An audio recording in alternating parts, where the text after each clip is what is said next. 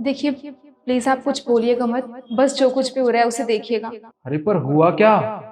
बस बस कुछ देर आप रुक जाइए, आपको सब समझ में आ जाएगा। कुछ बोलिएगा मत।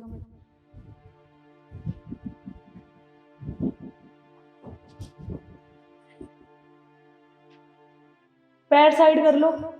जी।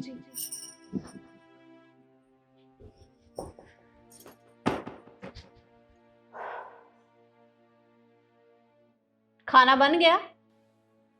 नहीं मम्मी जी, बस बनाने ही जा रही थी खाना। मैंने तुझे कितनी बार बोला है कि काम समय से हो जाना चाहिए, और खाना अब तक बना कैसे नहीं? बोल कर गई थी ना कि हमारे आने से पहले खाना बन जाना चाहिए। वो घर में और भी बहुत सारे काम थे, मैंने घर की सफाई भी कर दी और सारे कपड़े भी धो के डाल दिए, बस खाना ही रह गया था। मुझे लगा आप लोग लेट आएंगे तो तभी बना दूंगी। बना देती हूँ, तो जाके ना पहले खाना बना, क्योंकि हमें बहुत तेज भूख लगी है। जी। वैसे मम्मी जी, दीदी, आप लोगों ने कभी ये सोचा है कि अगर इन्हें पता चला कि इन्हीं के घर में इन्हीं की पत्नी के साथ इन्हीं की माँ और बहन इतना गंदा सलूक करती हैं तो इन्हें कैसा लगेगा? अच्छा भाभी, आपको क्या लग रहा है कि हम उन्हें बताएंगे? और अगर आप भी बता दोगे ना भैया को, तो भैया आपकी बात पे कभी भरोसा नहीं करेंगे, क्योंकि वो ना हम दोनों से बहुत प्यार करते हैं। और आप तो अभी अभी आए हो इस घर में। मैं उनकी सगी बहन हूँ, तो ये उनकी माँ। अगर उनकी मम्मी ने जो उन्हें कह दिया ना, वो उसी पर विश्वास करेंगे। और पहले भी आप बहुत बार ट्राई कर चुके हो भैया को बताने का, तो कुछ हुआ नहीं ना। अब जाके ना चुपचाप खाना बनाओ। पता है मुझे, मैंने पहले भी बहुत बार कोशिश की इन्हें सच बताने की, पर इन्होंने मेरा विश्वास ही नहीं किया, क्योंकि वो मुझसे ज़्यादा आप दोनों पे विश्वास करते हैं, स्पेशली आप पे माँ। आपको पता है, वो आप पे आंखें बंद करके विश्वास करते हैं, और आप क्या कर रही हैं उनके साथ? धोखा कर रही हैं। वो आप पे इतना ट्रस्ट करते हैं और आप उनके पीठ पीछे उनकी वाइफ के साथ ये सब कुछ कर रही हैं, और आपको मिलेगा भी क्या ये सब करके? और कौन बताएगा उसे? कोई नहीं। और तुझे मैं बताने नहीं दूंगी, क्योंकि अगर तूने मेरे बेटे को कुछ भी बताया, तो तुझे पता है ना कि मैं तेरा क्या हाल करूंगी। अब इससे पहले कि मेरा दिमाग घूम जाए, जा और जाके खाना बना। ज्यादा दिमाग चलाने की जरूरत नहीं है। अब जा यहाँ से और जाके खाना बना। जी।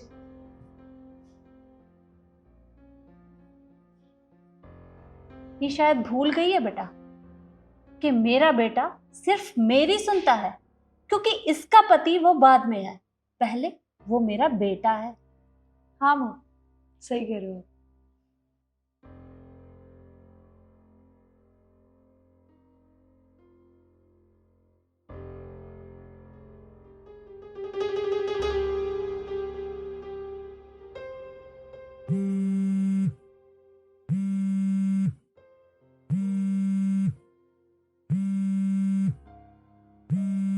तेरे भाई का फोन।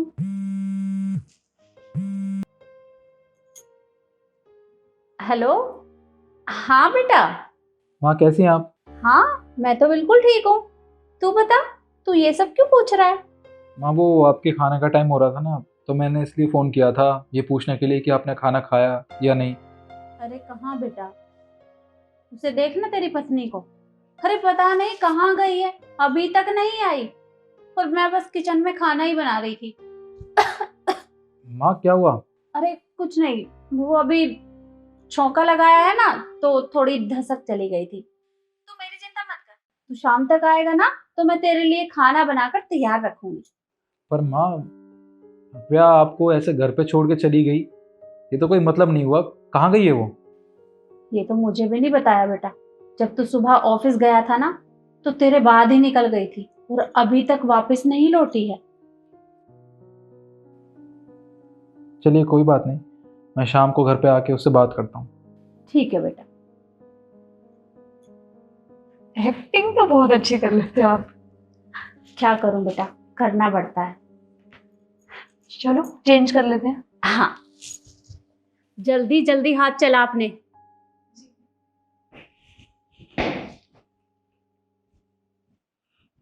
निखिल बेटा, तो आज ऑफिस से इतनी जल्दी कैसे वापस आ गया?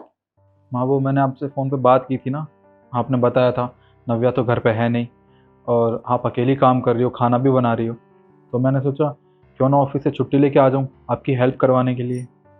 अरे बेटा, मैंने तुझे कहा था ना कि तू मेरी चिंता मत कर, काम सारा मैंने कर लिया है।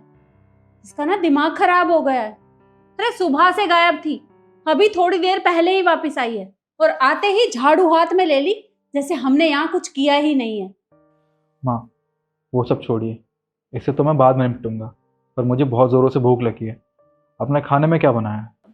खाने में राजमा चावल बनाए हैं, तुझे बहुत पसंद है ना इसलिए। मम्मी जी, सोयाबीन चावल बने हैं। सोयाबीन, हाँ वो क्या है ना, मैं भूल गई थी, थोड़ी तबीयत खराब है मेरी। सोयाबीन बनाई है। अच्छा माँ एक बात बताऊँ, कब तक झूठ बोलेंगी आप? अगर आपने खाना बनाया होता ना तो आपको पता होता कि खाने में क्या बना है। असल बात तो ये है कि खाना आपने नहीं, नव्या ने बनाया है। अरे बेटा, मैं सच बोल रही हूँ, खाना मैंने खुद अपने इन हाथों से बनाया है। ये झूठ बोल रही है। मुझे तो लगता है इसने तुझे पट्टी पढ़ाई है, तू इसकी बातों में मत आ। माँ क्या हो गया है आपको? हाँ, और कितना झूठ बोलेंगी, कितना सताएंगी आप मेरी बीवी को? सब कुछ पता है मुझे कि जब मैं घर से ऑफिस जाता हूँ तो मेरी बीवी के साथ कैसा बर्ताव होता है इस घर में। अरे आप तो इसके साथ नौकरानी से भी बदतर बर्ताव करते हो। क्या इसलिए मैं शादी करके इसको घर लाया था? हाँ, भूल गई हो आप? ये भी किसी की बेटी है, अपना घर छोड़ के, परिवार छोड़ के यहाँ आई है। किसके भरोसे? मेरे भरोसे। और आप इसके साथ ऐसा बर्ताव करते हो? माँ मैं कभी सपने में नहीं सोच सकता था कि आप मेरी बीवी के साथ ये सब करोगे। क्या आप इसे अपनी बहू नहीं मानते? क्यों किया आपने इसके साथ ऐसा? बेटा, ये सब मैंने इसलिए किया था ताकि तू मुझसे कभी दूर ना हो। देख, जब से तेरी शादी हुई है तो मुझे डर लगता है कि कहीं तू इसे हमसे ज्यादा प्यार ना करने लगे। तू तो मेरा बेटा है ना, और मैंने तुझे बहुत प्यार किया है, बस इसलिए मैंने ये सब किया था। माँ ये मेरी बीवी है, अगर मैं इससे प्यार नहीं करूंगा तो और किससे करूंगा? तो क्या कह रही हैं आप? अरे बचपन से लेके आज तक आपकी तो बात मानता आया हूं मैं। कब आपकी बात नहीं मानी मैंने? इसने मुझे कितनी बार बताने की कोशिश की कि माँ और रिद्धि दोनों मेरे साथ बहुत गंदा बर्ताव करते हैं, पर मैंने इसकी बात नहीं सुनी क्योंकि मुझे आप दोनों पर पूरा भरोसा था कि आप मेरी बीवी के साथ ऐसा कर ही नहीं सकते। और आज इसने सारी सच्चाई मुझे खुद दिखा दी। माँ और रिद्धि तुझे पता है कि तेरी भाभी है ना, हमेशा तुझे अपनी बहन मानती है। जब भी हम दोनों बाजार जाते थे ना शॉपिंग के लिए, तो खुद से पहले ये तेरे बारे में सोचती थी कि रिद्धि दीदी के लिए ये ले लेते हैं, वो ले लेते हैं। पर तूने ना कभी इसे अपनी भाभी का दर्जा ही नहीं दिया। खैर माँ, बहुत हो गया आप दोनों का नाटक। अब मैंने डिसाइड किया है कि मैं अपनी बीवी को लेके इस घर से अलग रहूंगा। अरे नहीं नहीं बेटा, देख, तू ये घर छोड़कर मत जा। अरे तू मेरा इकलौता बेटा है और तेरे बगैर हम इस घर में नहीं रह सकते। अरे हमारा मन नहीं लगेगा। मुझे माफ कर दे, मुझसे गलती हो गई। माँ ये बात आप दोनों को पहले सोचनी चाहिए थी। मैं ये नहीं सह सकता कि मैं ऑफिस जाऊं और आप दोनों मिलके मेरी बीवी के साथ ये सब करेंगे। अरे आज तो मैं आपको माफ कर दूंगा, पर इस चीज़ की क्या गारंटी है कि आज के बाद आप दोनों मेरी बीवी के साथ ऐसा बर्ताव नहीं करोगे? नहीं माँ, मैं अपनी बीवी को इस हालत में और नहीं देख सकता। मैंने फैसला ले लिया है, मैं और मेरी बीवी अभी के अभी ये घर छोड़ के जाएंगे। और हाँ, अब चिंता मत करना, आपने तो एक सास होने का फर्ज नहीं निभाया, पर मैं एक बेटे होने का फर्ज जरूर निभाऊंगा। हर महीने आपको पैसे पहुंचाता रहूंगा मैं। और रिद्धि, इसकी पढ़ाई का खर्चा आज तक मैं उठाता आया हूँ, आगे भी मैं ही उठाऊंगा। और आप दोनों को किसी भी चीज़ की ज़रूरत होगी ना तो मुझे बताना, क्योंकि मैं आपका बेटा और रिद्धि तुम्हारा भाई हूँ। भैया प्लीज़ हमें माफ़ कर दीजिए। मैंने भाभी के साथ इतना इतना बुरा सलूक किया, इतनी बदतमीजी से बात करी मैंने।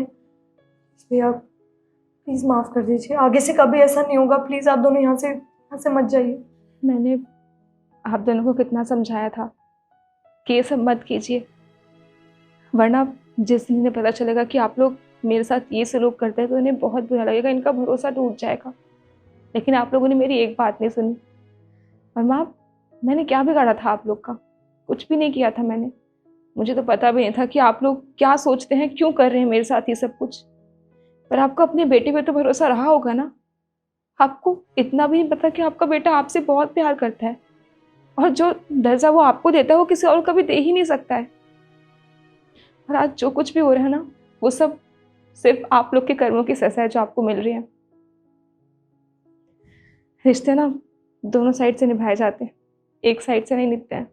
हमेशा मैंने ही निभाया है, पर आप लोगों ने उसकी कदर नहीं की। बस नव्या, अब जो तुम्हें कहना था इनसे कह लिया। अब तुमसे जितना कह रहा हूँ उतना करो, अपना सामान पैक करो। पर बेटा निखिल, मेरी बात तो सुन। अरे मैं आज के बाद बहू को कुछ नहीं कहूंगी। मुझे माफ कर दे, मुझसे गलती हो गई बेटा।